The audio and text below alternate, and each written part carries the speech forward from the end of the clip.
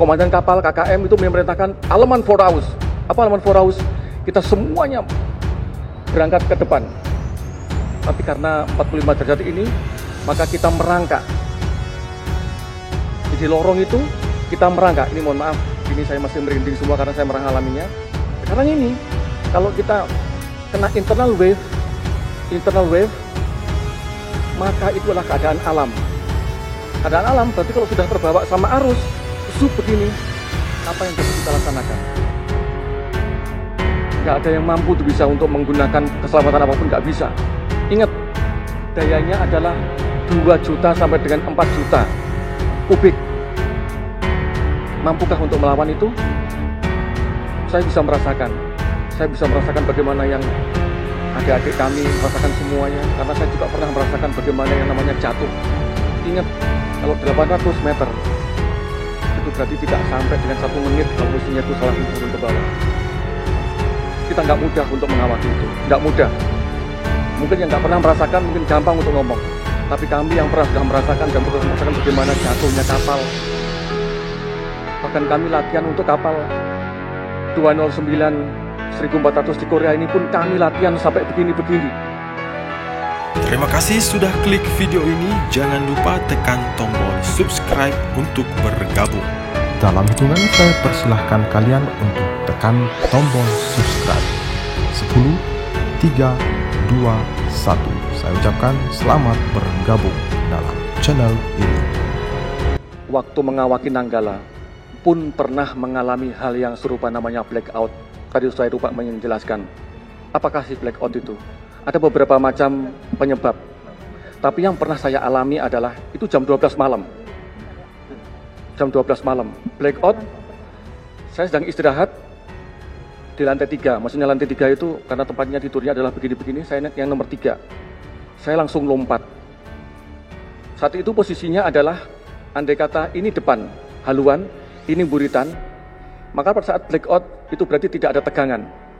Sama sekali nggak ada tegangan, semua mati. Dan hanya lampu emergency yang menyala di dalamnya. Posisinya adalah yang belakang ini langsung turun. Ini kurang lebih 45 derajat, bisa lebih. Langsung wood begini. Tidak sampai dengan 10 detik, itu sampai dengan 90 meter. Sehingga bisa membayangkan, bapak-bapak ibu semua bisa membayangkan bagaimana posisi blackout saat itu. Padahal kita periskop depth. Ya. Kenapa saat itu? Kemudian saat itu karena maaf, bahasan saat itu masih ada bahasa Jerman, sehingga komandan kapal KKM itu memerintahkan Aleman Foraus. Apa Aleman Foraus? Kita semuanya berangkat ke depan. Tapi karena 45 derajat ini, maka kita merangkak. Di lorong itu kita merangkak. Ini mohon maaf, ini saya masih merinding semua karena saya mengalaminya. Merangkak, megang itu, pintu-pintu itu sampai ke depan. Yang dilaksanakan oleh KKM adalah menghembus tangki pemberat pokok ini sama tangki tahan tekan. Sehingga kapalnya bergerak naik. Apa masalahnya? Ada satu fuse yang putus. Padahal kita nggak tahu fuse itu di mana. Tapi karena kecanggihan KKM kami saat itu, pada saat itu, sekarang Laksamana Muda Purnawirawan Mas Suri SH, langsung bisa ketahuan, langsung bisa diperbaiki. Alhamdulillah saat itu. Jadi itulah situasinya kalau blackout masuk ke dalam. Nah sekarang ini, kalau kita kena internal wave, maka itu adalah keadaan alam. Keadaan alam berarti kalau sudah terbawa sama arus, begini, apa yang dapat kita laksanakan? Nggak ada yang mampu tuh bisa untuk menggunakan keselamatan apapun, nggak bisa. Ingat, dayanya adalah 2 juta sampai dengan 4 juta kubik. Mampukah untuk melawan itu? Mampukah? Kalau begini, bagaimana posisi personilnya kita? Apakah dia masih tempatnya masing-masing? Ingat saat itu mereka masih terjaga semua. Jam 3.30 itu posisi mereka masih di pos tempur masing-masing. Maaf ini saya menggebu-gebu karena saya merasakan bagaimana saya nggak mau istilah anak buah saya digini-ginikan karena kesalahan mereka tidak mau saya. Ingat 3.30 mereka masih di pos tempurnya masing-masing. Karena kapalnya masih posisi persiapan menyelam untuk penembakan. Belum nembak kapalnya. Belum nembak. Jadi masih di posisinya masing-masing.